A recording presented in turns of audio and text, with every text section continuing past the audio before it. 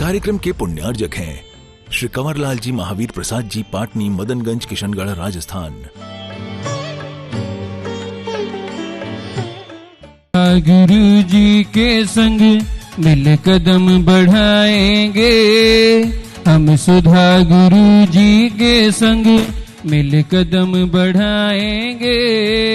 हम तीर्थ दर्शनोदय तक पैदल ही जाएंगे, हम तीर्थ दर्शनोदय तक पैदल ही जाएंगे। श्री आदिनाथ खड़े बाबा के दर्शन पाएंगे, श्री आदिनाथ खड़े बाबा के दर्शन पाएंगे। भुवन जी जा करके हम भाग्य जगाएंगे, भुवन जी जा करके हम भाग्य जगाएंगे।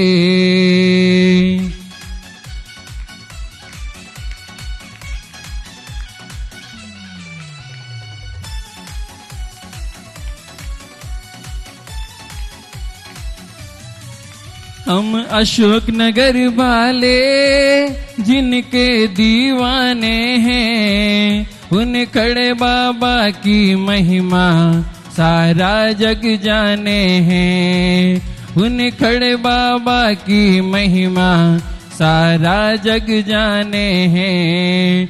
मुनि पुंगव खड़े बाबा का अभिषेक कराएंगे, मुनि पुंगव खड़े बाबा का अभिषेक कराएंगे। हम तीर्थ दर्शनोदय तक पैदल ही जाएंगे, हम तीर्थ दर्शनोदय तक पैदल ही जाएंगे।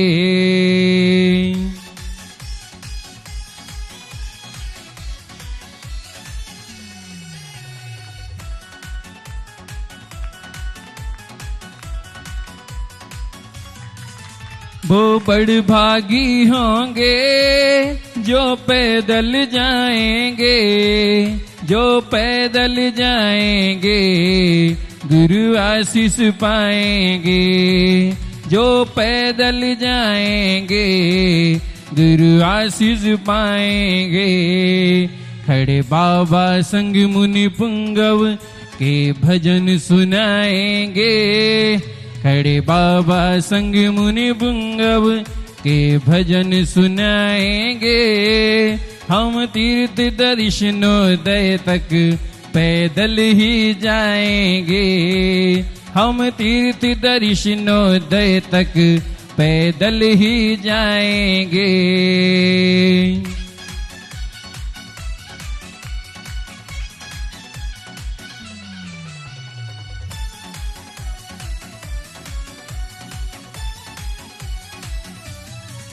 हाथों में केसरिया झंडे लहराएंगे, हम ढोल नगाड़ों से धरती गुंजाएंगे, हम ढोल नगाड़ों से धरती गुंजाएंगे। हम राष्ट्र संत गुरुवर संग प्रभु दर्शन पाएंगे, हम राष्ट्र संत गुरुवर संग प्रभु दर्शन पाएंगे।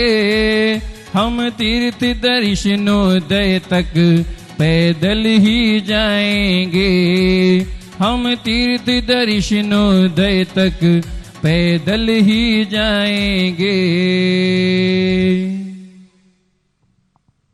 बहुत ही शानदार प्रस्तुति सिद्धार्थ भैया की। पूरे विश्व के सभी भक्तों की ओर से पूज्य गुरुदेव के श्री चरणों में कोटि कोटि नमोस्तु निवेदित करते हुए मंगल देशना के लिए नमोस्तु गुरुदेव, नमोस्तु नमोस्तु।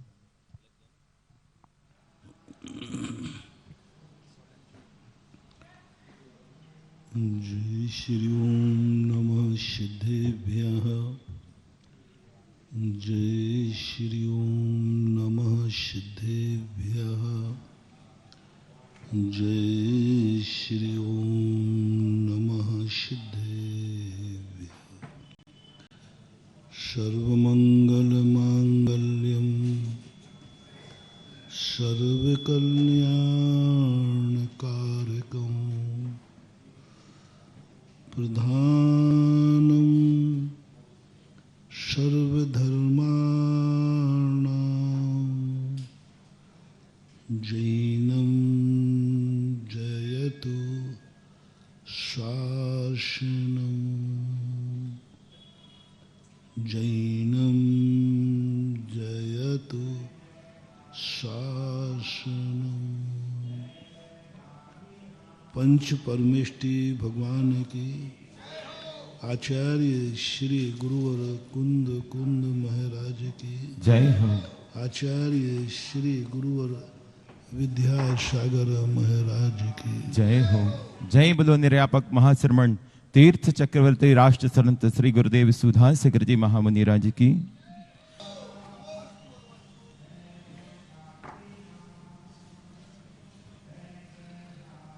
व्यक्ति सुख चाहता है, लेकिन पहले ये निर्णय करो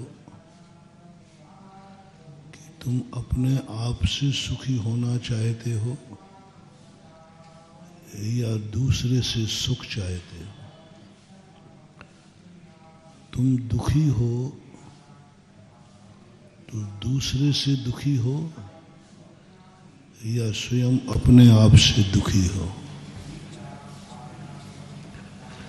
पहला ये तुम्हारा फैसला होना चाहिए। व्यक्ति कहता है मैं दुखी हूं, महाराज मेरा दुख दूर करो। तो आप अपने आप से दुखी हैं कि कोई तुम्हें दुखी कर रहा है? यदि अपने आप से दुखी हो तो तुम्हें अपने आप ही सुधरना पड़ेगा। तुम्हें खुद अपने आप को बदलना होगा। तुम्हारा नेचर बदल जाना चाहिए, क्योंकि तुम अपने आप से दुखी हो। 90% व्यक्ति अपने आप से दुखी है, अपनी बुरी आदतों से दुखी है। अपने दुनिया में गृहीत मिथ्या दृष्टि कम है, अगृहीत मिथ्या दृष्टि ज्यादा है। गृहीत मिथ्यात पर के द्वारा आता है, पर हमें संसार में रुलाता है। ये हमारा परसेंटेज 10% है और हम खुद संसार में रुलते हैं, इसका 90% है। अगृहीत मिथ्यात आया कहाँ से है? हमारे अंदर की उपज है, हमारे अंदर की भूल है। हम खुद अपने आप में भटके हुए हैं। तुम दुनिया में भटके होते तो कोई तुम्हें ठौर ठिकाने पहुंचा देता, लेकिन तुम तो अपने घर में भटके हो, कैसे ठौर ठिकाना पाओगे? अपने घर में भटके हो, तुम्हें कौन रास्ता दिखाएगा? घर की तो बात छोड़ो, तुम तो अपने कमरे में भटक गए हो। कमरे में समझ में नहीं आ रहा है मैंने कमरे में कौन सी वस्तु कहाँ रख दी। गजब तो जब हो जाता है जब हम अपने खुद में जेब में रखी हुई वस्तु भूल जाते हैं। जेब में रखी है, अभी भी रखी, मैंने ही रखी थी, भूल गए, दुखी हो गए, परेशान है, हमारी वस्तु गुम गई। उस वृद्ध जैसी दशा हो रही है कि एक वृद्ध दादाजी कहते हैं पोते मेरा चश्मा ला दो, कहाँ है? चश्मा ला दो कहाँ है? छोकरा कहता है ना दादाजी चश्मा तो तुम्हारी नाक पे है। अच्छा अच्छा बेटा मैंने देखा नहीं है। अरे बेटा मैंने देखा नहीं कि चश्मा तो मेरी नाक पे ही है, मेरी आंखों पे है। कितनी बड़ी चीज हो गई। आंखों पर चश्मा है और आंखों को नहीं दिख रहा है। चश्मा कहाँ है? और वो कह रहा है मैंने देखा नहीं। अरे भाई आंखें तो खुली हैं तुम्हारी, क्या बात है, दुनिया कैसी है महान भाव। आंखों पर चढ़ा हुआ चश्मा आंखों को नहीं दिख रहा है, इससे बड़ी भूल और क्या होगी। कौन बताएगा तुम्हें चश्मा गुम गया तुम्हारा। चिल्लाते रहो, रोते रहो, मेरा चश्मा गुम गया गुम गया। अरे कहीं और कहीं गुम गया होता तो कोई ढूंढ के ला देता, तुम्हारा चश्मा तो तुम्हारी आंखों पर है। जानबूझकर अंध बने हैं आंखन बांधी पाटी। जानबूझ करके, कभी तो ये होता है चश्मा है, मालूम है कि आंखों पर लगा है, लेकिन उसे कहता है आंखों पर है, ये तो मुझे मालूम है, लेकिन मुझे कुछ भी दिख नहीं रहा है, मुझे कुछ भी देखने में नहीं आ रहा है। इसका अर्थ है अब चश्मा कोई काम नहीं करेगा, क्योंकि तुम्हारी खुद की आंखें अंधी हैं। आंखों में रोशनी हो तब कोई चश्मा काम करता है। जब आंखों की रोशनी ही खत्म हो गई तो अब चश्मे का कोई मूल्य नहीं रहा। ऐसा ही अपने आत्म चैतन्य दशा है। थोड़ी बहुत भव्यता हो, थोड़ी बहुत आंखों में ज्योति हो, थोड़ा बहुत क्षयोपशम भाव हो, थोड़ी भी अंदर की आवाज थोड़ी सी भी हो, थोड़ी सी, थोड़ा सा कभी एक आध बार भाव आए कि मेरा कल्याण होना चाहिए, तो फिर गुरु का चश्मा लग कर के तुम्हें बहुत बड़े छोटी छोटी चीजें भी दिखा दी जाएंगी। लेकिन अभी तो हमारा भाव ही नहीं उठ रहा है कि मुझे कल्याण करना है। वो सोच ही नहीं पा रहा है कि जहां मैं हूं इस दुनिया से भी बहुत बड़ी दुनिया है। 99.99 भी कहो तो कोई बड़ी बात नहीं है। अनंत जीवों में अनंत जीवों के पास अभी यही भाव नहीं आ रहा है कि दुनिया के अलावा भी कोई दुनिया है, इस संसार के अलावा भी कोई दूसरा संसार है, इस जिंदगी के अलावा कोई भी जिंदगी है, इस सुख के अलावा कोई सुख है। इतना सुख मान लिया। शास्त्रों में आता है कि ये संसारी प्राणी को कौन चेताए, वो इसी को मानने लगा सुख। एक कुत्ता था, बहुत परेशान था, नाली में पड़ा था और बहुत उसको बीमारियां थी, दुख भी था। एक देवता को दया आई तो देवी ने कहा देवता से कि देखो इस कुत्ते को अपन स्वर्ग ले चलते। बोले चलो। उससे कहा कि भाई स्वर्ग चलो। वो पूछता स्वर्ग में क्या है, सारा वर्णन उसको कर दिया। वो कहता साहब ये तो सब आपने बताया सो ठीक है, पहले बताओ वहाँ नाली है कि नहीं है। अब देवता कहते हैं जो और मांगता तो कह देता है। अब उसने क्या मांगा कि वहाँ नाली है कि नहीं। अब बोलो, अब स्वर्गों में नाली होती ही नहीं। उसने कहा भाई नाली तो नहीं है। बोले काहे का स्वर्ग है काहे का स्वर्ग, जहां नाली नहीं वो स्वर्ग हो ही नहीं सकता, वो तो नरक है। इससे गंदा स्थान कौन सा होगा। अब ऐसे जीव को कौन उद्धार करेगा जो स्वर्गों में पूछ रहा है कि नाली नहीं है, और जहां नाली नहीं है वो काहे का स्वर्ग है। ये है संसारी प्राणी का स्वरूप कि वो नाली का कीड़ा, नाली से अच्छा दुनिया को मानता ही नहीं। वो कहता है इससे अच्छी कोई चीज हो नहीं सकती। ये किसी कुत्ते की कहानी नहीं है, किसी कीड़े की कहानी नहीं है। सब लोग अपने अंदर टटोलो तो सब के अंदर कहीं ना कहीं से यही छुपी हुई गंदगी पाई जाएगी। यदि ऐसा नहीं हो तो आप देख लेना, आपको दो चीजें सामने आ जाए, एक संसार, एक परमार्थ। तो ज्यादातर लोग संसार पसंद करेंगे। बहुत लोग तो संसार के दुख से दुखी होकर के, परेशान होकर के मंदिर आ जाते हैं।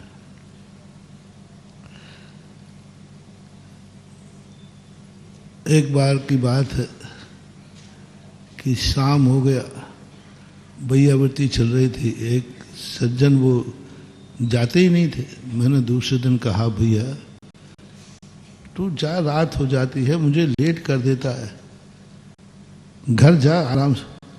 बोले घर जाके क्या करूँगा? बोले जितनी देर बाहर हैं उतनी देर शांति है। मैंने कि मतलब?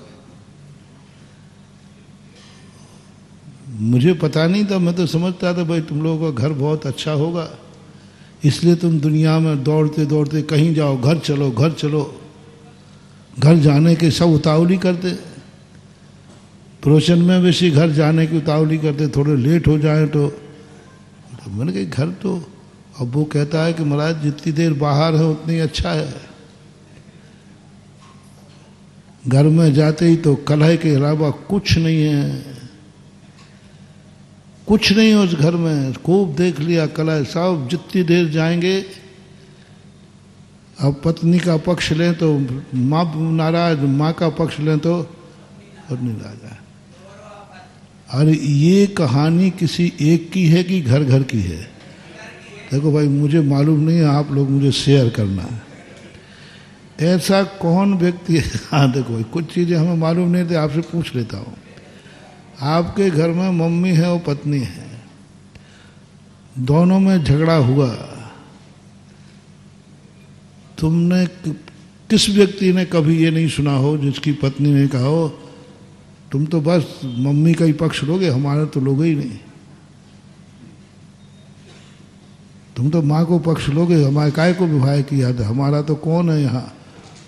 और रोने और बैठ जाएगी, तुम ही तो अकेले थे और तुम ही माँ का पक्ष ले रहे हो।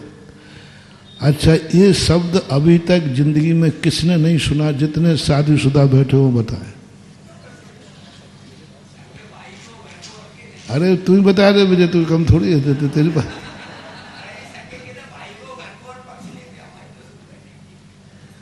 एक बार तो सुनना पड़ता होगा, कोई नहीं होगा ऐसा जिसके घर पत्नी ने ये उल्हायना ना दिया।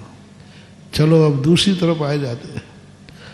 तुमने थोड़े ही पत्नी का पक्ष लिया हो तो वो बताओ जिसने माँ ने उदाहरण नहीं, तो माँ ने उल्हाय ना दिया। अरे तू तो जोरू का गुलाम हो गया, जोरू मेरे को क्यों पूछेगा? ऐसा कौन सी घर है जिसकी माँ ने शादी के बाद ये बात नहीं कही हो? निर्मल जी, उमेश जी सब बोलो ना। सतीश बाबू क्या बात है? वो तो है, वो तो सबका मामला एक से, चिंता नहीं करो। हम तो हंडी का एक चावल देख लेते हैं, समझ लेते पूरी हंडी ऐसे ही है। अब बोलो क्या करोगे तुम? एक का पक्ष लोगा तो दूसरा नाराज, दूसरे का पक्ष लोगा तो दूसरा नाराज। उस घर में कभी शांति हो ही नहीं सकती। और दोनों का पक्ष नहीं लो।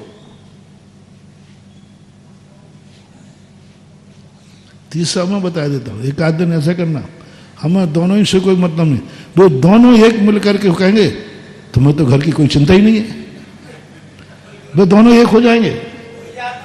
तुम घर की चिंता छोड़ देना तो दोनों बहू सास एक मिल जाएंगी और दोनों एक ही, तुम्हें तो घर से कोई मतलब है ही नहीं।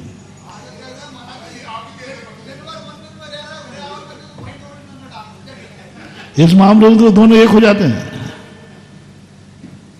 अब बोलो बेटा, अब कौन घर में जाएगा जहां घर में शांति ही नहीं है?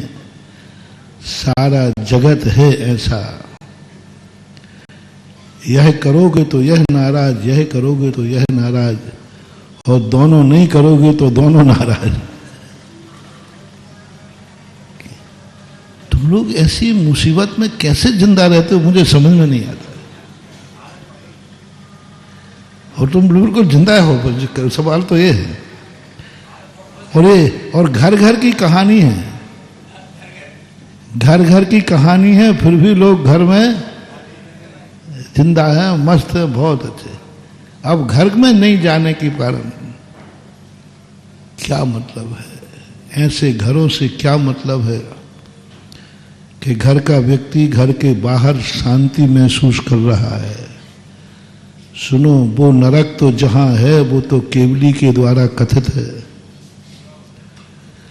वो नरक तो केवली भगवान ने देखा, अपन ने नहीं देखा। जिस घर का पुरुष घर से बाहर रह करके जितनी देर रहे उतनी देर उसको शांति है, ऐसा अनुभव जिस व्यक्ति को आ रहा हो, समझ लेना वही साक्षात नरक है। घर के बाहर शांति, अभी परमार्थ की दृष्टि से नहीं बता रहा हूं।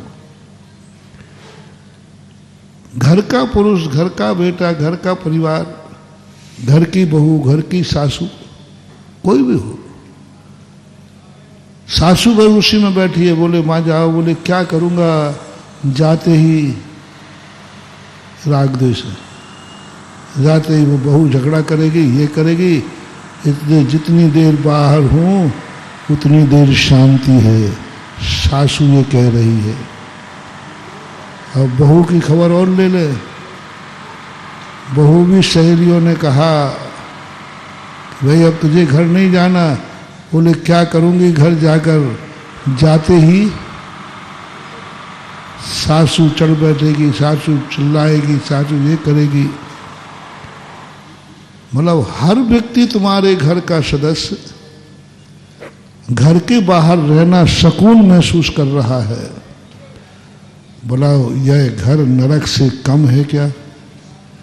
ऐसे घर हैं कि नहीं? ऐसे घर हैं कि नहीं जो हर व्यक्ति बाहर रहना पसंद कर रहा है, बाहर रहना ठीक समझ रहा है कि नहीं, बाहर अच्छे जितनी देर निकल जाए उतना अच्छा। समझ लेना उस घर में सब जन्म जन्म के बैरी रहते हैं, तुम्हारे भी बैरी हैं और आपसी में भी बैरी हैं, सारे बैरी मिलकर के और तुम्हारी ये हालत कर देंगे।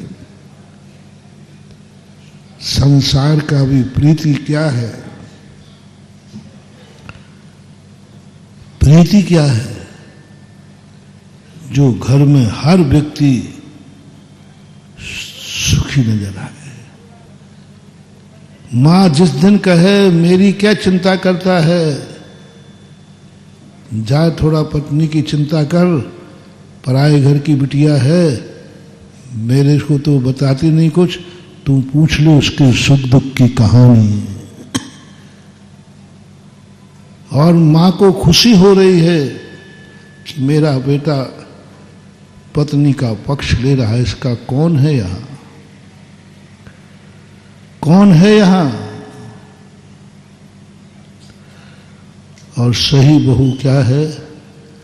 बोले मुझे कितना अच्छा मिला कि मेरी जैसी स्त्री में मेरा पति प्रभावित नहीं है, आज भी मां को पक्ष ले रहा है।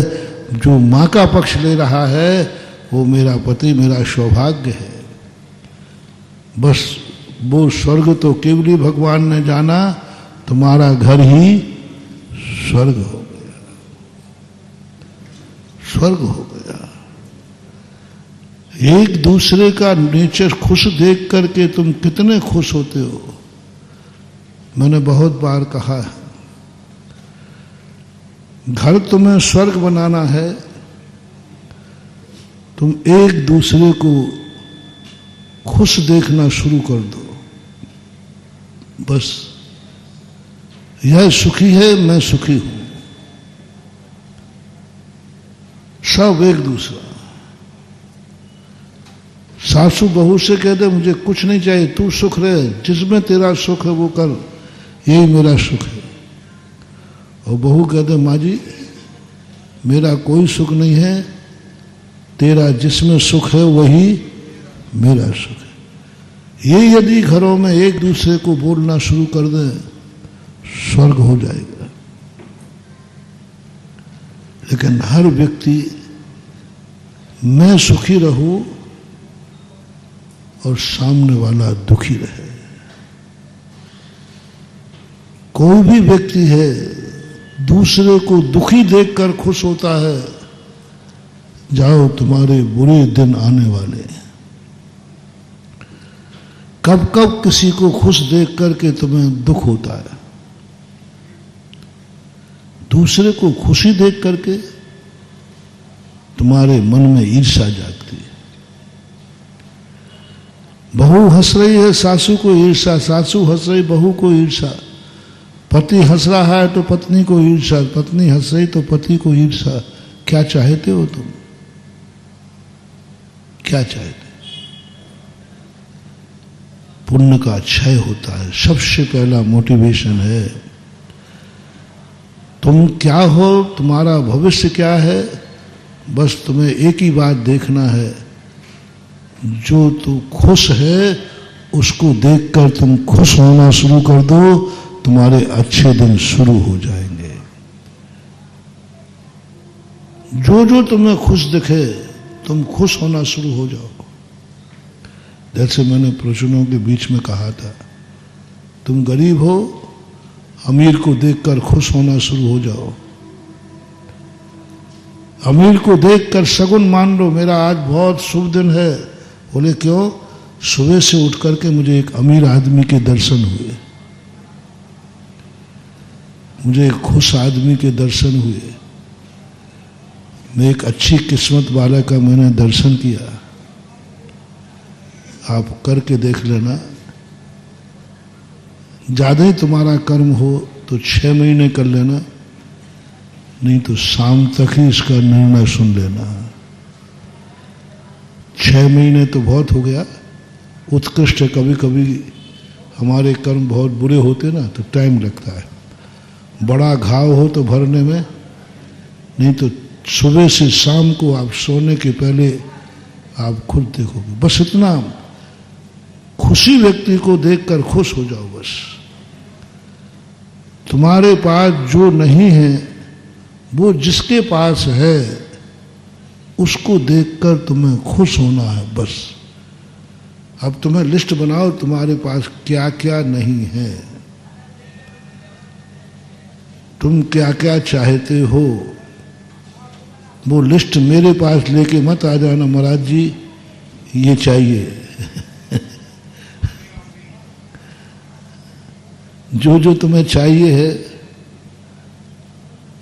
वो तो मैंने कचड़े घर में फेंक दिया। जो जो तुम्हें चाहिए है वो तो मैंने हे मान के छोड़ दिया। मैं भक्त को कैसे दे सकता हूं? कौन पिता है जो चीज पिता ने गलत मान के फेंक दी हो?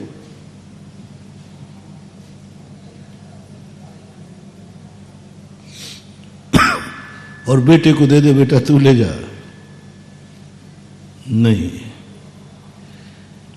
यदि ऐसा करता है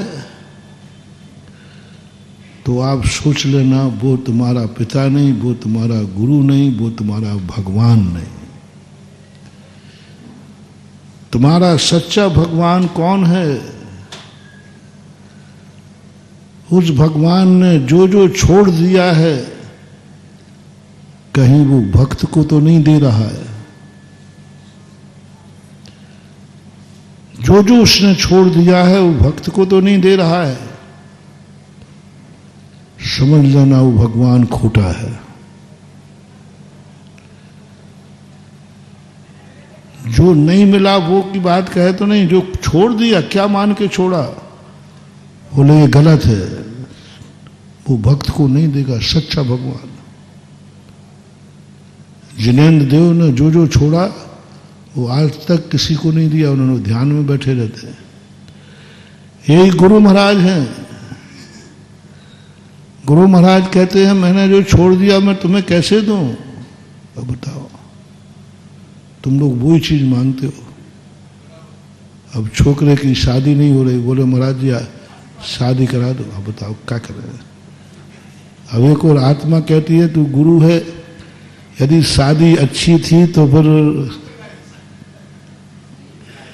बहुत दुविधा में डालते हो तुम लोग, हमें ऐसी समस्या में डाल देते हो। हमारा हाथ उठा दो ना, आशीर्वाद दे दो ना, आपका क्या बिगड़ रहा है। अरे भैया मैंने कहा कि शादी यदि अच्छी होती तो मैं क्यों छोड़ता। और आप लोग क्या कहते हो, महाराज आपका रिजेक्टेड माल हमें चलेगा। हाँ कई लोग होते हैं, विदेशी लोग जिन कपड़ों को छोड़ देते हैं ना, उन्होंने तो छोड़ दिया, लेकिन कई लोग कहते नहीं इसको तो मैं ले लूंगा। हाँ तो ऐसे तुम लोग कहते महाराज आपने छोड़ दिया तो बाबा जी हमें दे दो। अब तुम ले लो तो ले लो, मैं दूंगा तो नहीं। अब बोलो क्या है, क्या मांग रहे हो भगवान से। वो कैसे दे दे, उसने छोड़ा है, धंधा पानी उसने छोड़ा है, मकान जायदाद उसने छोड़े हैं, संसार का सब वैभव छोड़ा है।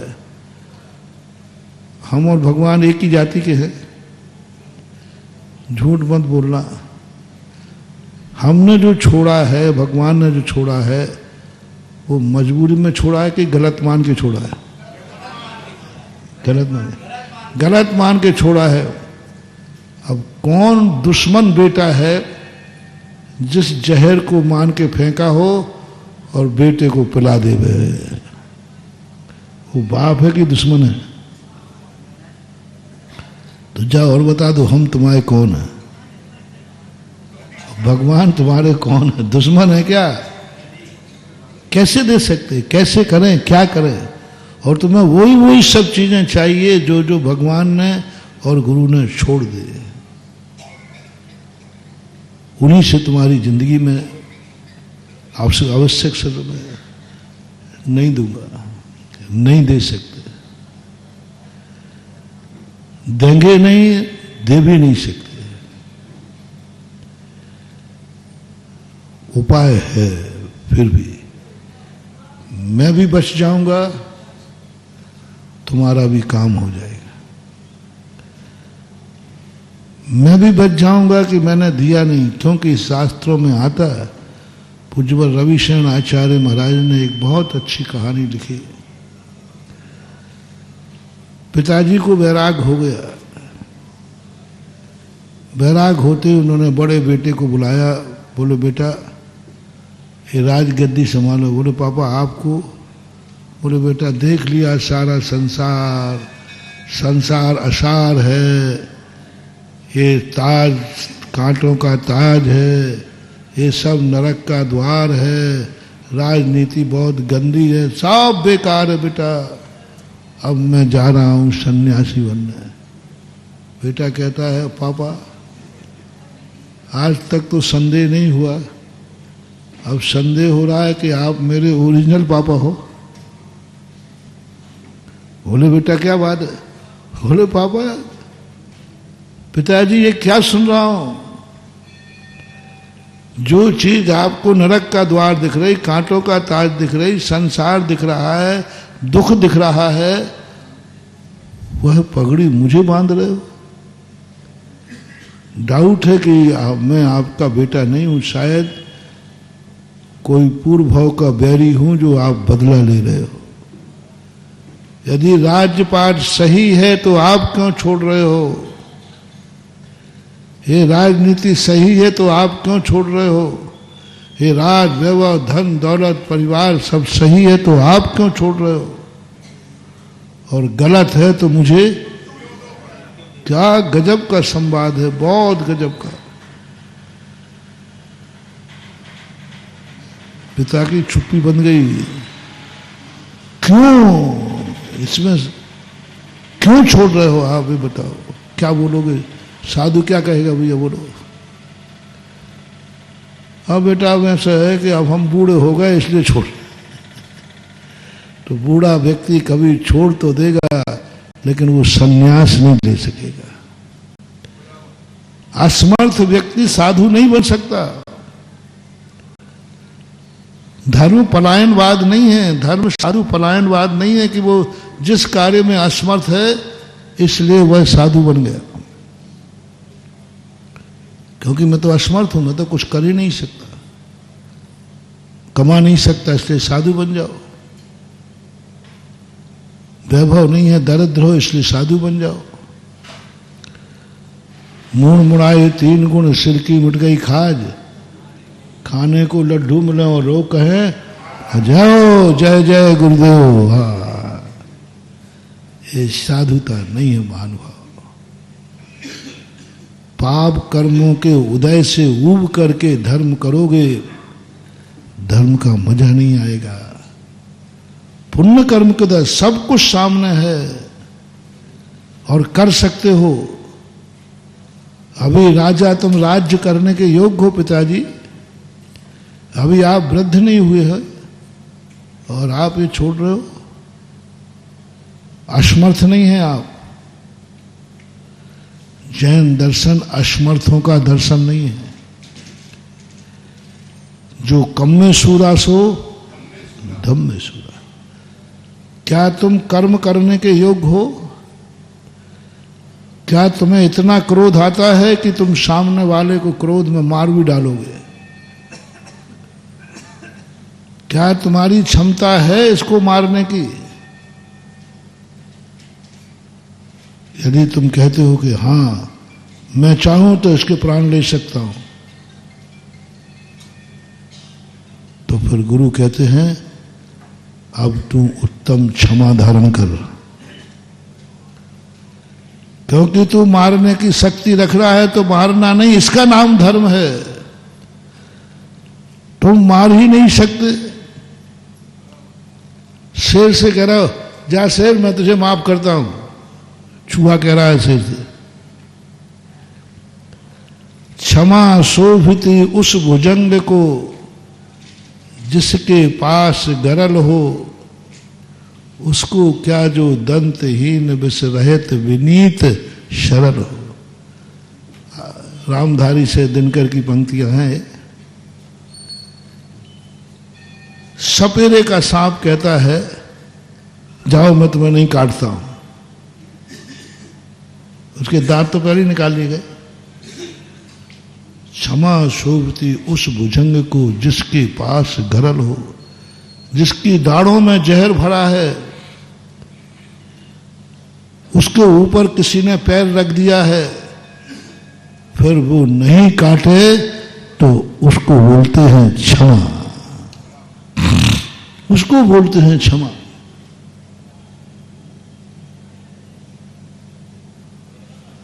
भाई क्या क्षमा धर्म है। चाहता तो मार सकता था, और तुम्हारी क्षमा तो कैसी क्षमा है, तुम कुछ नहीं कर सकते। वो एक बार शायद मैंने कभी सुनाया था ना कि एक रास्ते में जा रहा था, ऊपर से एक ईंट का टुकड़ा गिरा, तो वो अशोक नगर का था, बड़ा ताकतवान। उसने किसकी हिम्मत है जी, अशोक नगर का गुंडा था, अपनी हिटलर शाही खूब करता था। बोले किसकी औकात है जो ये पत्थर ईंट गिराया, इसी ईंट से मैं उसकी खोपड़ी फोड़ूंगा। और गालियां देता हुआ बड़बड़ाता हुआ ईंट का टुकड़ा लेकर पहुंच गया छत पर, और छत पर जाके क्या देखा, दारा सिंह दंड बैठक लगा रहे थे। कौन है रे? अरे उस्ताद साहब वो आपकी ईंट गिर गई थी, वो देने आया हूं मैं। यह है हमारी क्षमा, यह है हमारी शांति, यह है हमारा धर्म। और धर्म कहता है तुम सारा नाश कर सकते हो, फिर भी नहीं करूंगा मैं। तुम झूठ बोल सकते हो, तुम्हारी इतनी अकल है कि तुम झूठ बोल दोगे, हर व्यक्ति तुम्हारी बात पर विश्वास करेगा, किसी को अविश्वास नहीं है। तुम जो बोल दोगे वही सही है, किसी को अविश्वास होने वाला नहीं है। ऐसा व्यक्ति नियम ले ले कि मैं कभी झूठ नहीं बोलूंगा, वो है सत्य धर्म, वो है सत्य धर्म। अब वो कह रहा है कि मैं सत्य बोलूंगा जिस पर किसी को विश्वास नहीं है। वो व्यक्ति कितने ही सत्य बोल दे, लोग कहते हैं इसकी बातों पर विश्वास नहीं करना। वो कहता है मैं सौगंध खा रहा हूं, गंगा की सौगंध, सब लोग कहते भैया इस पर विश्वास नहीं कर। अब क्या करोगे तुम? ऐसे ही चोरी का है, तुम चोरी कर सकते हो, डाका डाल सकते हो, ताला खुला हुआ है, किवाड़ खुले हुए हैं, कोई घर में नहीं है, कोई भी किसी को कुछ पता नहीं चल पाएगा, फिर भी तुम्हारे मन में भाव आ जाए नहीं मैं चोरी। इसी प्रकार ब्रह्मचर्य व्रत है। तुम ब्रह्म कर सकते हो, तुम्हें विचार की ताकत है, शक्ति है, मौका है, सब कुछ है, उसके बावजूद भी कहता है कि नहीं, ये मेरा स्वभाव नहीं है, ये मेरा स्वभाव नहीं है। यही तो हमारे गुरु महाराज ने देखा किया। गुरु महाराज का पहले प्राय ज्यादातर लोग बुढ़ापे में मुनि बनते थे, ज्यादातर, सभी नहीं, शांति सागर महाराज वगैरह तो बड़े। लेकिन जब आचार्य जी ने इस अवस्था में संयम धारण किया, लोग देख करके आंखें फड़ी रह गई। इस अवस्था में जिस समय 22-23 साल की उम्र में आचार्य सिंह ने जब दिगंबर मुख मुद्रा धारण की, सारा ब्रह्मांड हिल गया।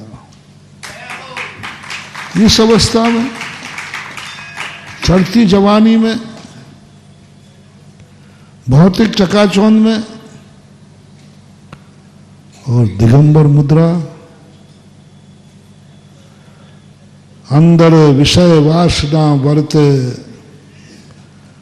बाहर लोक लाज भय भारी, ताते परम दिगंबर मुद्रा, धर न सके दीन संसारी। इस अवस्था में दिगंबर, और वो भी भीतरागी। ये है वास्तविक धर्म। ये व्यक्ति कभी भ्रष्ट नहीं होगा, इसके मन में कभी विकार नहीं आएगा, क्योंकि वो भरी थाली छोड़ के आया है। भूखा व्यक्ति आएगा तो जब भरी थाली दिख जाएगी तो भूखा आएगा, भरी थाली दिख जाएगी, मन बिगड़ जाएगा। और भरी थाली छोड़ के आएगा तो क्या बिगड़ेगा, वो तो मैं तो इसको छोड़ के आया हूं। पुष्प डाल की यही तो बात थी। वारी शरण की एक कथा आती है स्थितिकरण में। जब वारी शरण ने पुष्पडाल से कहा, क्या तेरा मन घर में लगा हुआ है, देख चल मैं दिखाता हूं तुझे। बोले आप ये सब छोड़ के गए, ये राजपाट छोड़ा, ये रानियां छोड़ी, ये माता छोड़ी, ये सब वैभव। बोले हाँ, मुझे तो कभी इनकी याद नहीं आती। मैंने तो आज तक कभी जिस घर को छोड़ दिया है उस घर की याद नहीं आती। इसलिए नहीं आती कि उस घर में दुख थे, नहीं, हमारे घर में सब सुख थे, सब कुछ था। उस भरे हरे भरे घर को छोड़ करके बुरी बने थे, तुम्हें इनकी याद नहीं आती? बोले नहीं, सवाल ही नहीं, याद आने का सवाल ही नहीं होता, क्योंकि छोड़ा है। तो सही तत्व दृष्टि से यदि हो तो महानुभाव ऐसा वैराग्य जागता है कि सारी दुनिया के राग रंग सामने आ जाएं। मना कपि न विकार मार्गम, भक्तांबर में आया ना, हे भगवान आपका कैसा रूप है। सारी देवांगनाएं आपके चारों तरफ घूमती रहती हैं, लेकिन आपके मन में तनिक भी कैसे आएगा? छोड़ा है उन्होंने, हे मान के छोड़ा है। और वस्तु स्वरूप का इसलिए चिंतन करना, अभाव में वैराग्य मत लेना, अभाव में वैराग्य मत लेना। सद्भाव से वैराग्य हो जाए तो बेड़ा पार हो जाए। सद्भाव, सब कुछ है, अभाव, सब कुछ मिल रहा है, अभाव, सब कुछ है, कुछ भी कमी नहीं है, कहीं कोई प्रकार की दिक्कत नहीं। भोजन बना हुआ रखा है, खाने की कोई मनाही नहीं है, भूख भी लगी है, कोई प्रतिकूलता नहीं है, और फिर उपवास करने का भाव आ जाए, इसको बोलते तप, इसको बोलते तप। सद्भाव में अपना प्रसंग चल रहा है अभी दिवाली के बाद, सद्भाव में अभाव। क्या है तुम्हारे पास, वो तुम्हें अभाव का दर्शन करना। जो है उसके अभाव का दर्शन करो। जो है उसके बिना तुम सुखी होके दिखाओ। भोजन है और तुम उपवास करके दिखाओ। परिवार है उसको तुम छोड़ के दिखाओ। जवानी है और तुम बीतरागी होके दिखाओ तो बात बने। बुढ़ापे में क्या बीतरागी बनोगे? अब तो कर्म ने तुम्हें बीतरागी बना दिया। कर्म से बना हुआ बीतरागी नहीं बन सकता, आरागी बन सकता है, आरागी बन सकता है। कर्म जब तुम्हें रागी बनाने के लिए भेजे और तुम बीतरागी बन जाओ। जवानी राग के लिए है, जवानी राग के लिए है, और उस जवानी में वीतरागता का आनंद आ जाए, इसको बोलते हैं धर्म। बैराग के दरवाजे। राजुल को विभाने गया है, विवाह के समय तो राग की चरम सीमा होती है, और उस समय बैराग का क्षण, अरे बैराग का क्षण का सवाल ही नहीं है।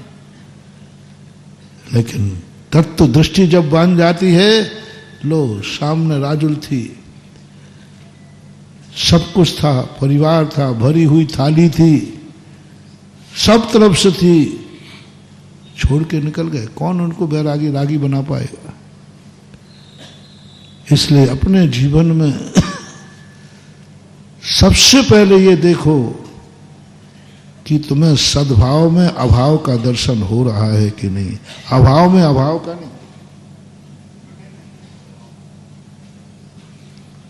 मैं प्रवचन पहले कर चुका हूं। अभाव में सद्भाव, सम्यक दृष्टि की दृष्टि बता रहा हूं। अभाव में सद्भाव का दर्शन मेरे पास नहीं है, लेकिन मैं इतना खुश हूं जैसा कि खाने वाले से ज्यादा खुश हूं मैं उपवास करने वाला। ये अभाव में सद्भाव का दर्शन। अभाव में मुनि मुद्रा का बताया तो मैंने, सब कुछ छोड़ने के बाद भी जिनके पास सब कुछ है वे इतने सुखी नहीं है, जिनके पास कुछ नहीं है वो तुमसे ज्यादा सुखी हूं। मैं तुमसे बहुत सुखी हूं, ध्यान रखना बेटा। हाँ बहुत। अरे तुम मेरे सामने लगते क्या हो? महाराज ये बताओ आपको सुख है काय को, जब बताओ। कच्छू तो दिख नहीं रहो, क्या सुख है बताओ महाराज जी, हमें समझ में नहीं आ रहा है। ठंड में बैठ उतरो, वो कह रहे सुख है। अच्छा कोई रजाई मजाई हो तो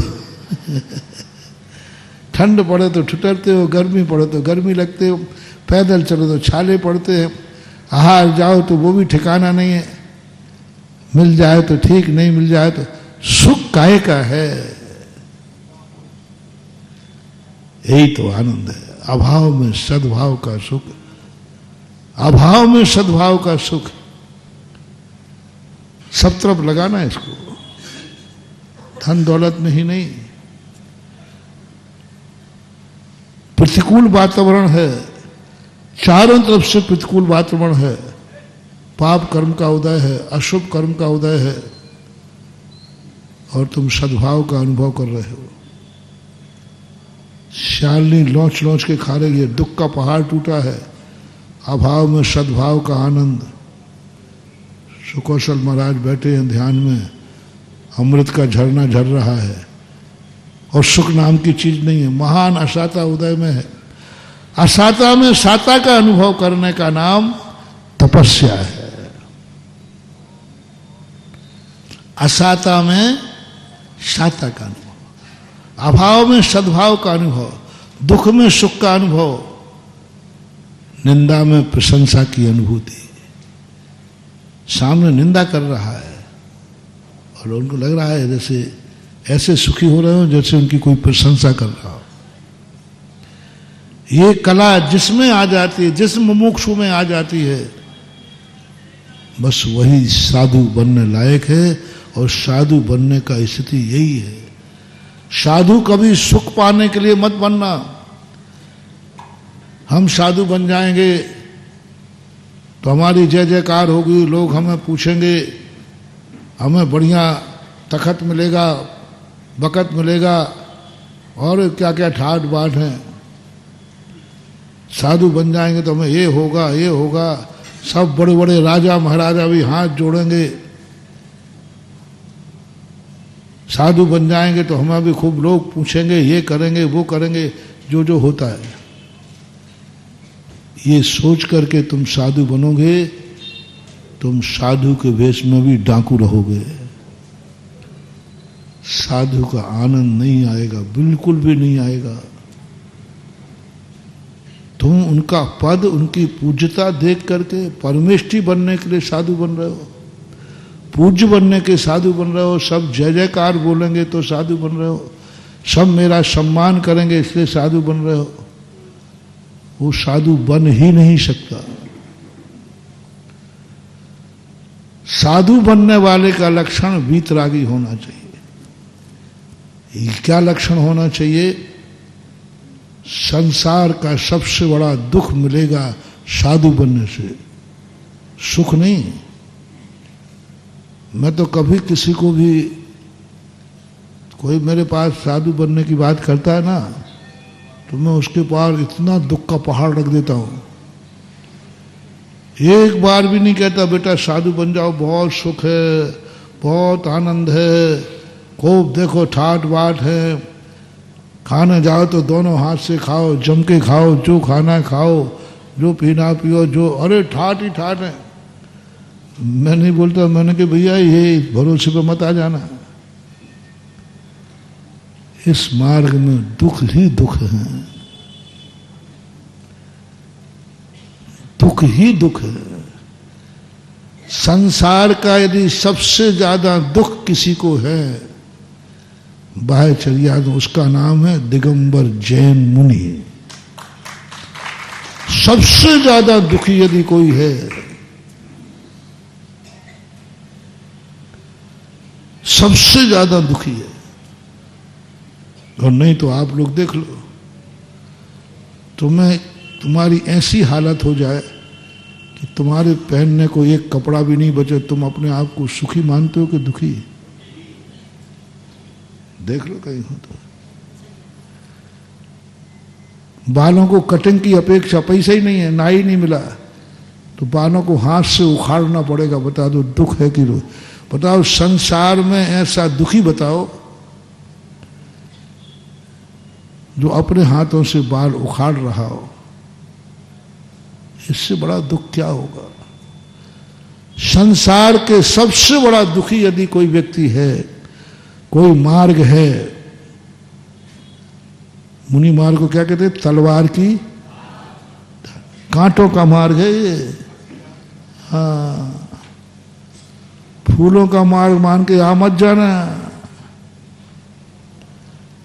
फूलों का मार्ग आके आ मत जाना, ये कांटों का मार्ग है, कांटे ही नहीं कीलों का मार्ग है, और वो जंग लगी हुई कीलें हैं। हाँ, टिटेनस हो जाए। मोक्ष मार्ग पर चलना महानुभाव, जंग लगी कीलों पर चलना है, कांटों पर चलना है, ताज है कांटों का। कहीं से सुख नजर नहीं समझना, कहीं से नहीं। क्या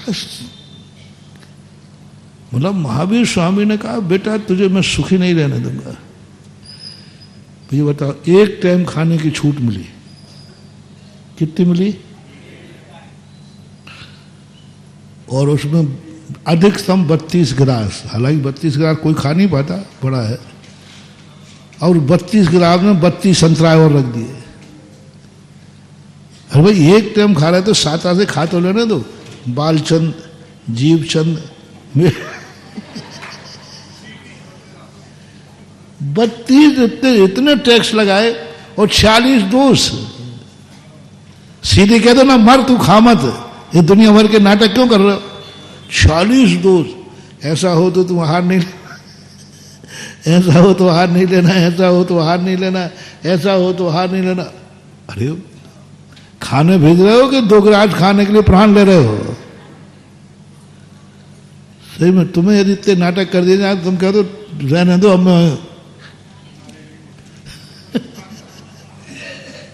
अब मैं मर ही जाता हूं बिना खाए के। इतने नाटक, इतने नाटक। संसार में पहला दर्शन है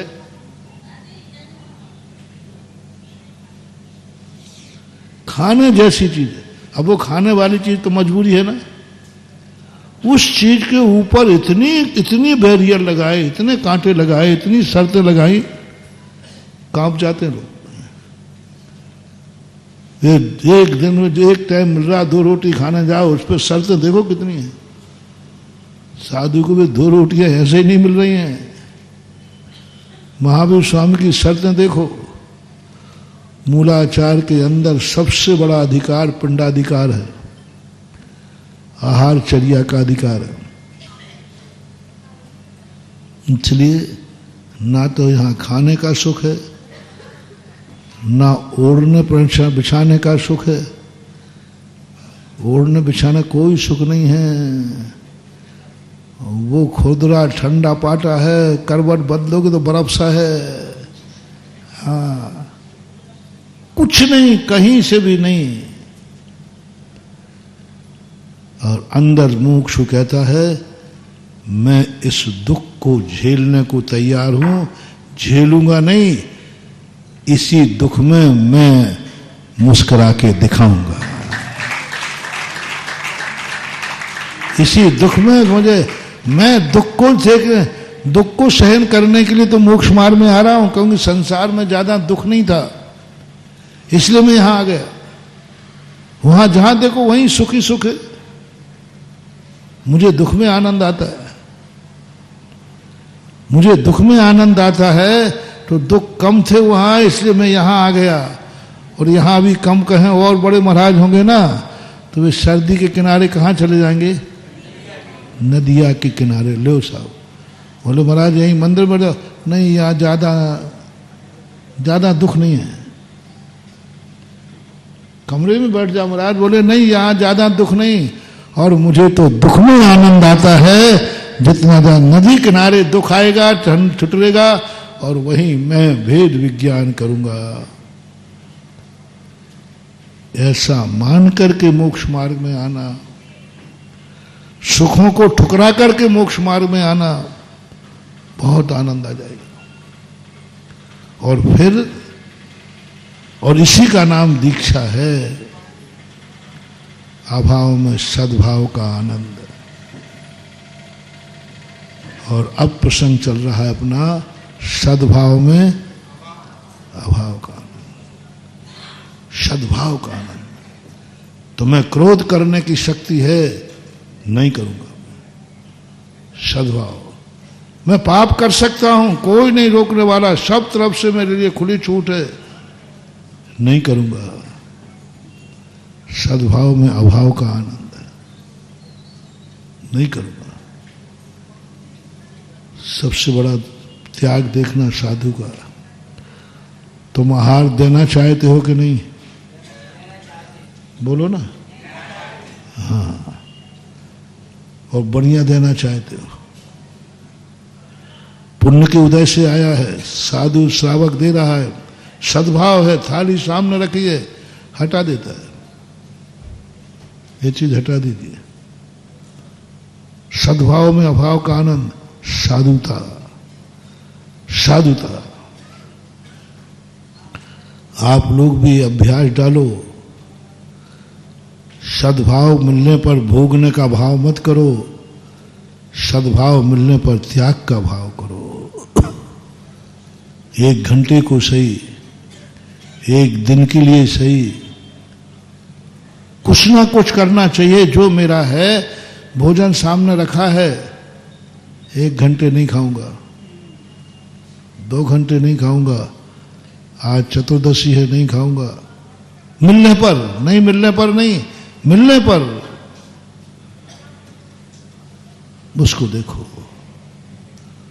उसको आ गया कि मैं सद्भाव में अभाव का आनंद। तो बड़े भाई ने पूछा बेटे ने, पिताजी ऐसा क्यों कर रहे हो आप? बताइए, बोल बता दो, मेरा कौन से जन्म का बैर भाव है? आप कौन से जन्म का बदला ले रहे हो? वो चीज जो तुम छोड़ के जा रहे हो और मुझे दे रहे हो। पिताजी आप तो भली जो बदला लेना हो लो, लेकिन मैं तो वही चीज हूं, मैं तो आर्य पुत्र हूं, मुझे वही पसंद है जो हमारे बड़ों को पसंद है। आज तक मैं इसलिए राज में था क्योंकि आपको अच्छा लग रहा था। सही बेटा कौन है? जो माँ बाप को अच्छा लगे वो उसे अच्छा लगे, जो माँ बाप को बुरा लगे उसे बुरा लगे। तुम लोग सही सही बेटे हो कि नहीं?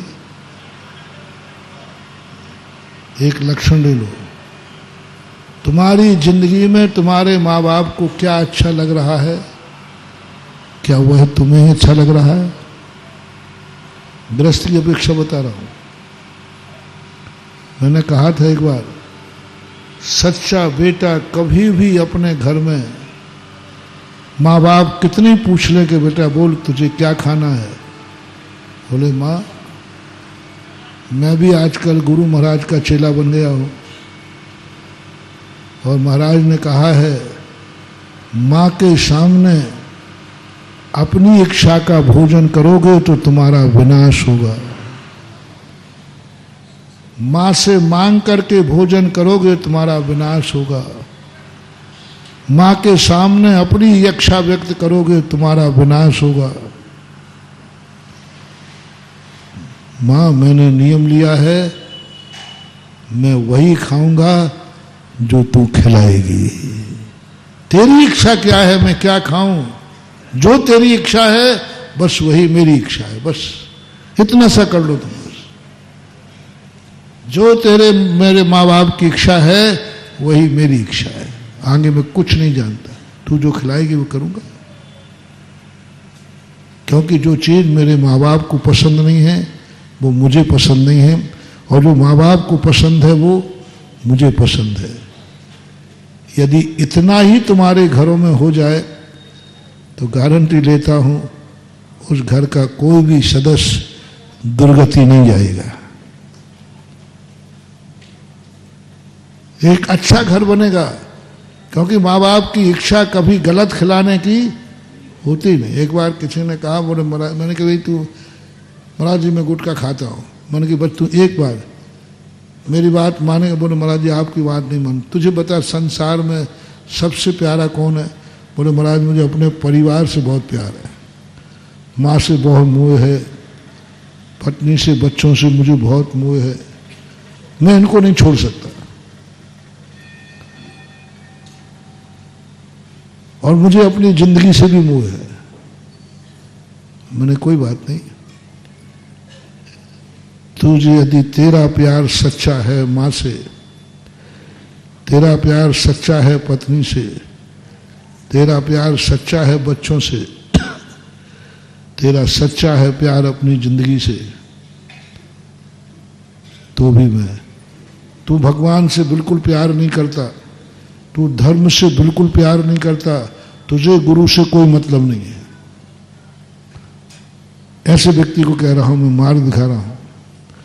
मुझे धर्म से मतलब नहीं, मंदिर से मतलब नहीं, गुरु से कुछ नहीं, मुझे लेना देना नहीं, मुझे अपने परिवार से मतलब है। तो बस तू आज एक काम कर, गुटखा खाने का मैं आशीर्वाद दूंगा, बस मम्मी की अनुमति लेके खाना। क्या मम्मी से पूछा, पत्नी से पूछ ले, बच्चों से पूछ ले। लो आज गुटखा खाने वाले दीवानों, लो मैं आज एक मीटिंग है, आप अपने घर की मीटिंग करो और घर के प्रस्ताव में पास करो कि गुटखा खा सकते हैं, मैं तुम्हें नहीं रोकूंगा। मैं नियम लेता हूं, ऐसे गुटखा खाने वाले का कभी गुटखा त्याग नहीं कराऊंगा। अब कौन कौन से परिवार है जो प्रस्ताव पास करेंगे कि हाँ गुटखा खा सकते हो? अरे जिनको चाह रहा है उनके अनुसार तो चल। मुझे क्या खाना है तेरी इच्छा है, मुझे कहां जाना है तेरी इच्छा है। ये संसार की दृष्टि से बता रहा हूं, और परमार्थ की दृष्टि में आए हो तो स्पष्ट रूप से कहा परम पूज्यवर समंतभद्र महाराज ने, कुंद महाराज ने प्रवचन सार की चूलिका में कहा, यहां इच्छा पूर्ति कराने भगवान के पास मत आना। महाराज के भगवान चाहेंगे तो मेरी इच्छा पूर्ति हो जाएगी, नहीं, मेरी कोई इच्छा नहीं है। भगवान जो दिखाएगा वो देखूंगा, भगवान जो सुनाएगा वो सुनूंगा, भगवान जो बुलवाएगा वो बोलूंगा, भगवान जैसा चलाएगा वैसा चलूंगा, भगवान जैसा खिलाएगा वैसा खाऊंगा, भगवान जैसा चलाएगा वैसा चलूंगा, भगवान जो कराएगा वो कराऊंगा। मैं अपनी सारी इच्छाओं को मारता हूं, खत्म, बस कुछ नहीं, इतना सा भी नहीं। मेरी इच्छा है कुछ मोक्ष जाने की, नहीं, मेरी कोई इच्छा नहीं है, मेरी कोई इच्छा नहीं, किंचित मात्र भी। मैं तो भगवान के चरणों में समर्पित हो गया हूं, वो जो दिखाएगा वो देखूंगा, मैं अपनी आंखों से नहीं देखूंगा। जैसे एक दिन कहा था ना कि आंखें चंद्रमा पे जाके बैठा दिया, देख ले अपनी आंखों से, तो सम्यक दृष्टि कहता है मैंने अपनी आंखों से देखना बंद कर दिया है, मेरे भगवान ने जो देखा है वही सही है, वही सही है। आंखें भी बंद, कान भी, सब कुछ बंद कर दो, जो मेरे भगवान ने देखा है वही मैंने देखा है, बस इसी का नाम सम्यक दर्शन है। मैं वही खाऊंगा जो जिनवाणी में लिखा। मैं मां का परम भक्त हूं, जिनवाणी मां का भक्त, जिनवाणी को मां मानने वाला। कहना सरल है, लो मां कैसे बनाई जाती है। यदि तुम स्वाध्याय बंधु हो तो एक ही नियम ले लो, मेरी माँ है वो जिनवाणी माँ है, मेरी कोई इच्छा नहीं है, जो जिनवाणी माँ की इच्छा है वही मेरी इच्छा है। वो जैसा कहेगी वैसा मुझे करना है।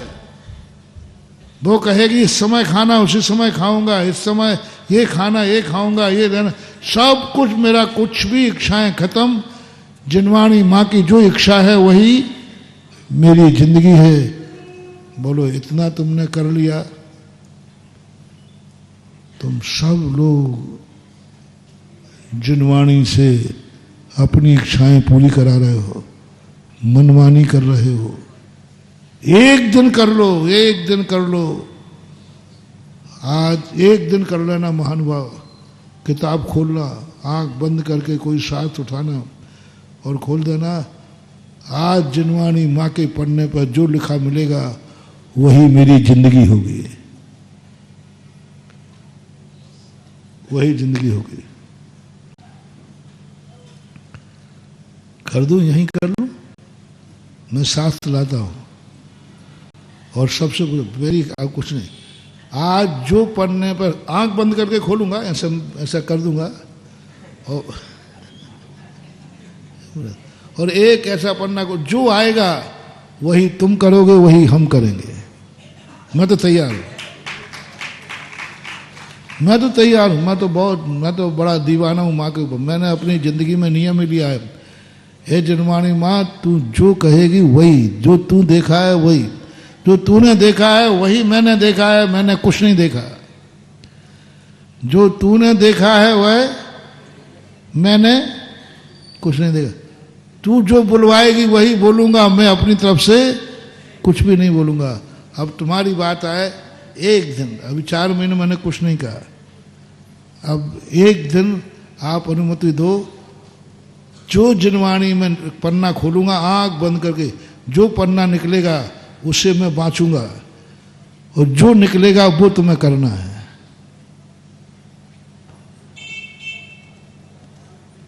हाँ, अंदर से दुख दुख मत करना, हे भगवान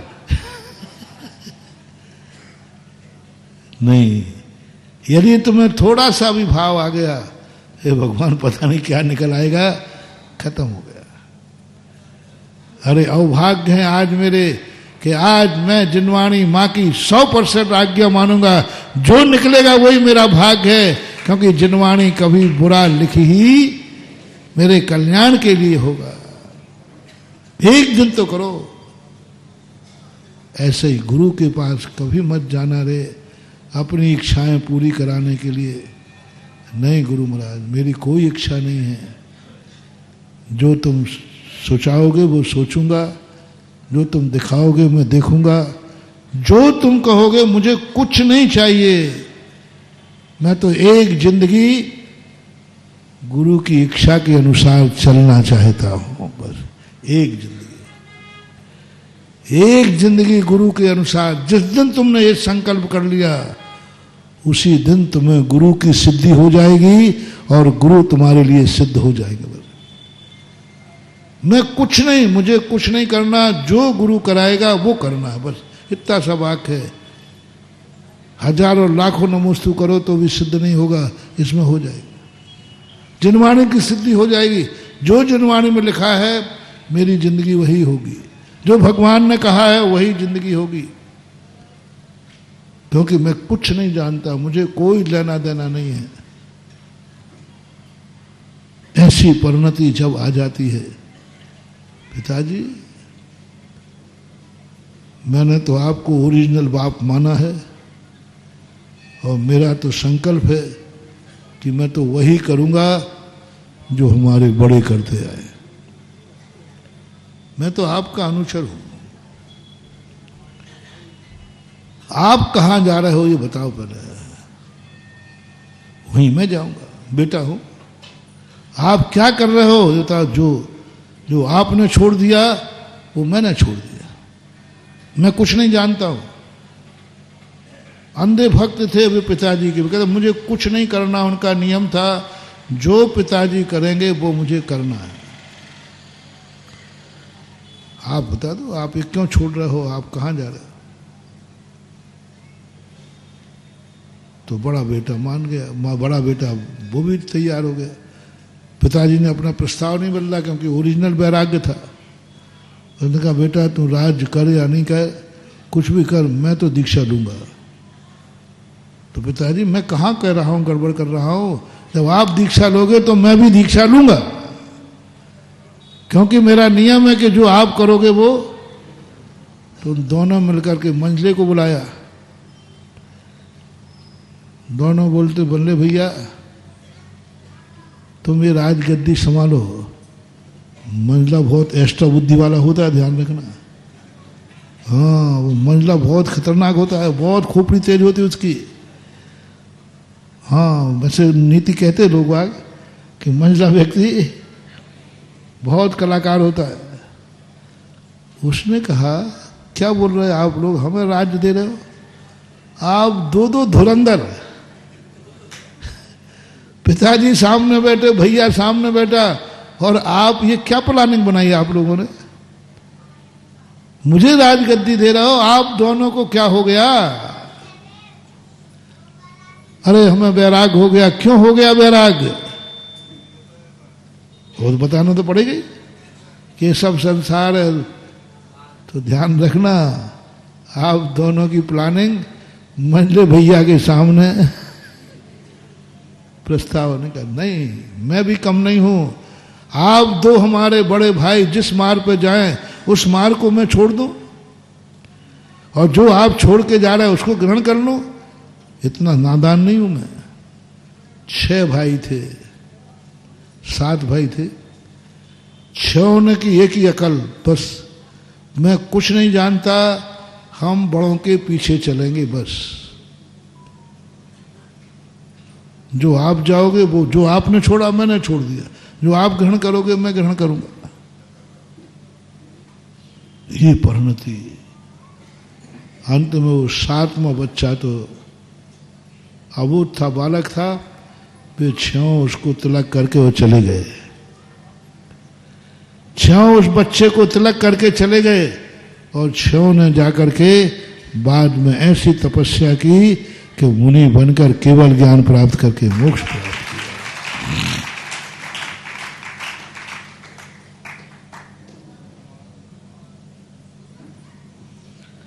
हम बड़ों से अपनी बात मनवाते हैं, बड़ों की बात नहीं मानते हैं। हम बड़ों को अपने पीछे चलाना चाहते कि हमारे अनुसार चलें। विनाश का मोटिवेशन। जब जब तुम्हारे मन में ये भाव आए कि ये बड़े मेरे अनुसार चलें, बस उसी समय तुम्हारा विनाश हो जाए। गुरु मेरे अनुसार चले, जिनवाणी मेरे अनुसार कहे, भगवान मेरे अनुसार बोले, बस विनाश हो जाएगा। नहीं, अपन को वो चीज देखना है कि बड़े लोगों ने क्या कहा, बड़े लोगों ने क्या किया। जे पूरब शिव गए जाएं और आगे जय हैं। मैं कुछ नहीं जानता हूं, मैं तो अनुकरण कर रहा हूं उनका, क्योंकि मेरे जीवन में तो अंधकार है। वो भटक गया जिसके घर में तीर्थंकर पैदा हुए, मारीच भटक गया। तुम जैनी होकर भटक रहे हो, जैन कुल में जन्म लेकर के। कोई दूसरा प्रारंभ में कहा था ना,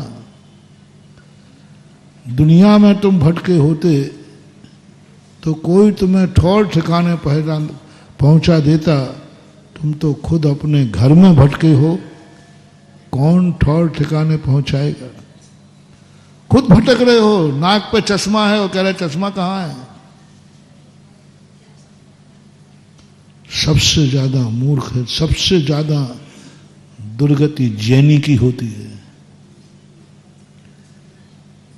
यदि तुमने जैन कुल में जन्म लेकर के गलत कार्य किया तो सबसे ज्यादा दुर्गति। क्यों? तुम्हारे पास क्या नहीं है? सब कुछ है। भगवान है, गुरु है, जाति है, धर्म है, परिवार है, उसके बाद भी तुम बिगड़ रहे हो। उसके बावजूद भी तुम मिथ्या दृष्टि हो। जिनेंद्र को पाकर के तुम मिथ्या दृष्टि हो रहे हो। सच्चे देव को पाकर के, जिसमें कुल से, जाति से, धर्म से सच्चा देव नहीं मिला, वो यदि कुदेवों के चला गया तो कौन सी बुराई है? कोई बुराई नहीं। क्योंकि बुराई नहीं? क्योंकि उसको ऐसा संस्कार मिला ही नहीं। लेकिन तुम्हें तो सच्चा देव मिला बल्दियत से। तुम कैसे बिगड़ गए? तुम्हारा नाश निश्चित है। उसका नाश निश्चित नहीं जो बल्दियत से कर रहा है, तुम्हारा नाश निश्चित है। तुम्हें तो सच्चे बताने वाले मिले।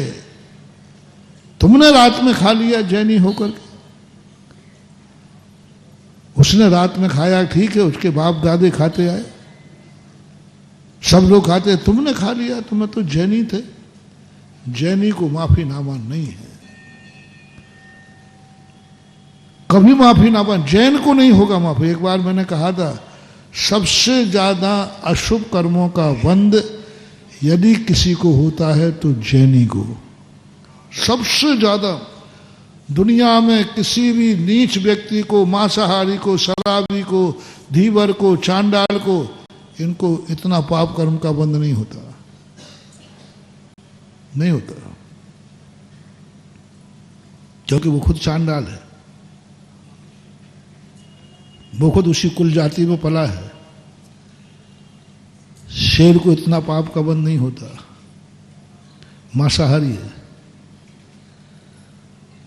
वो मांसाहार करता है तो भी इतना बड़ा पापी नहीं है। तुमने मांसाहार भाव भी कर लिया तो तुम्हारा नरक निश्चित है। सबसे ज्यादा किसी को यदि अशुभ कर्म का बंध होता है तो जैनी को होता है, चूकने पर। और सबसे ज्यादा पुण्य का बंध किसी को होता है तो जैनी को होता है। सबसे ज्यादा इतना बड़ा अनुभाग मैंने शास्त्र में पढ़ा, पेवर शुद्ध रिफाइंड पुण्य बंध होता है जैनी को, क्योंकि जैनी को कोई है ही नहीं पाप के। कहां से तुम पाप कर लेते हो ये बताओ? कौन सा तुम्हारे लिए कर्म ने दिया? कर्म ने सब तरफ से तुम्हें पुण्य दिया, फिर भी तुम नहीं मान रहे। और तुम्हारे पास सब कुछ मिलते ही तुम पाप की तरफ और चले गए। धन मिला है तो धन तुम्हें पाप की तरफ ले गया। तुम्हें शक्ति दी, तुमने क्रोध कर लिया।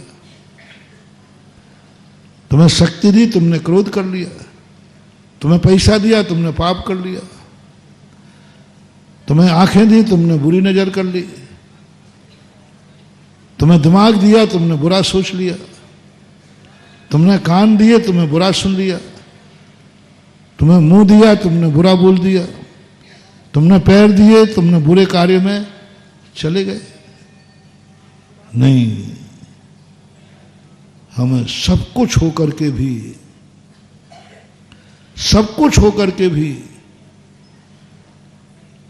हम अभाव में जिंदगी जिएंगे। हम क्रोध कर सकते हैं, नहीं करेंगे। हम इसको बर्बाद कर सकते हैं, नहीं करेंगे, नहीं करेंगे। मेरे में ताकत है, मैं बहुत बलशाली हूं, लेकिन मैं इस बल का प्रयोग किसी के विनाश के लिए नहीं करूंगा, ऐसा भाव। और दूसरा प्रसंग जो मैं कह रहा था कि यदि तुम्हें संसार चाहिए ही है, यदि तुम्हारे लिए सबका पूरा एक मार्ग है, तुम्हें भगवान बनना है, तो भगवान को देख करके तुम्हें कितनी खुशी होती है, कितनी खुशी होती है वो बता दो। मंदिर आते समय तुम्हें कितनी खुशी होती है, जब भगवान के सामने खड़े होते हो तुम्हें कितनी खुशी होती है। इतने खुश हो जाओ, इतने खुश हो जाओ, और उसको इतना ज्यादा अपने जीवन, बस इससे बड़ी मेरी कोई खुशी नहीं हो सकती। आज मुझे भगवान का दर्शन मिल गया, इससे बड़ी खुशी कोई नहीं है। तुम भगवान नहीं बने हो अभी, तुम्हारी खुशी नहीं का, भगवान को देखकर तुम्हें खुशी।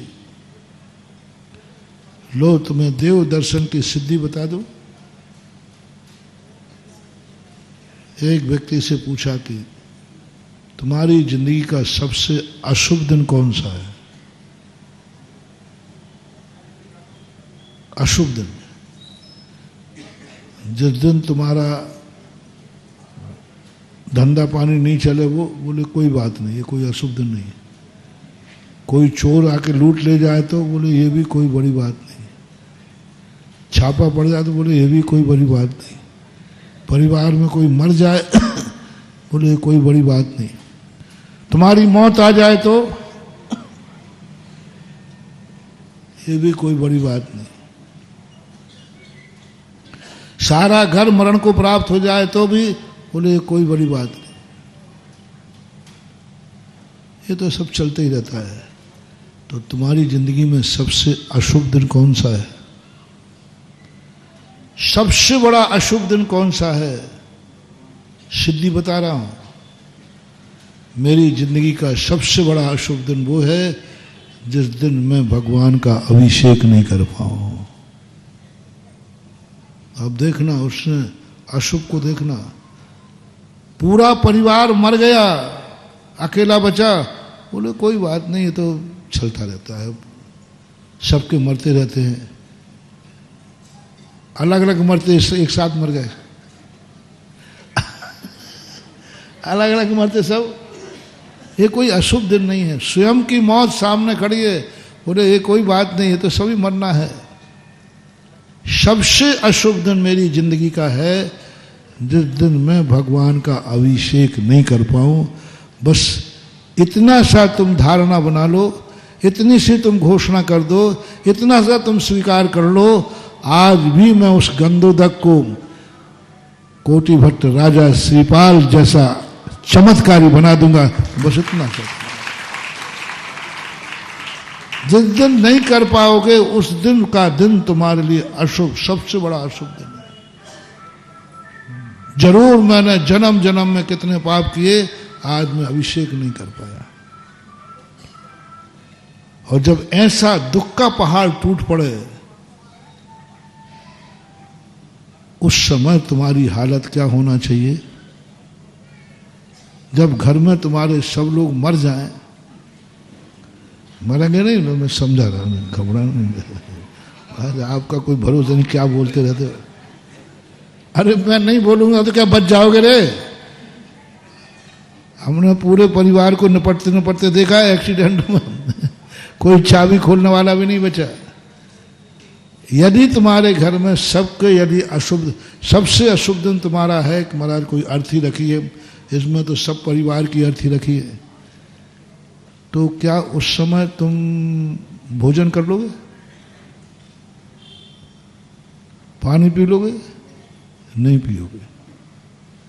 ये है जैनियों का रहस्य। आज मेरा जिंदगी का सबसे अशुभ दिन है क्योंकि मुझे भगवान का अभिषेक नहीं मिला, और अशुभ दिन मैं ना भोजन करूंगा ना पानी पीऊंगा, मेरे अन्न जल का त्याग है जब तक भगवान का दर्शन है। अशुभ दिन का प्रतीक है। पहले लोग करते थे, सम्मेद शिखर की वंदना करते थे, उपवास करके कर लेते थे। रास्ते में दर्शन नहीं मिलेंगे तो पानी भी नहीं पीते थे। हजारीबाग में जाके पिया, वो पारसनाथ में, ईसरी में। कितने लोग हैं अभी पुराने, 2-4 दिन हमें उठाया महाराज, हमने पहले गाड़ियां थोड़ी ऐसी चलती थी, 2 दिन लग जाते थे, उपवास के साथ पानी की बूंद नहीं पी। यहां से बैठे सीधा, जब तक भगवान का दर्शन नहीं होगा पानी की बूंद नहीं पिएंगे। ऐसे सम्मेद शिखर की वंदना किसने की?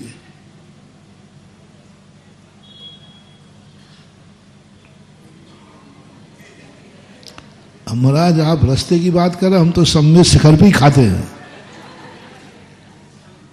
और ऐसा तुमने कब नियम लिया कि देखो धर्म कार्य के लिए जा रहे हैं, लेकिन नहीं, सबसे अशुभ दिन मेरा है कि आज मुझे भगवान का दर्शन नहीं मिला। अशुभ दिन मानो उस दिन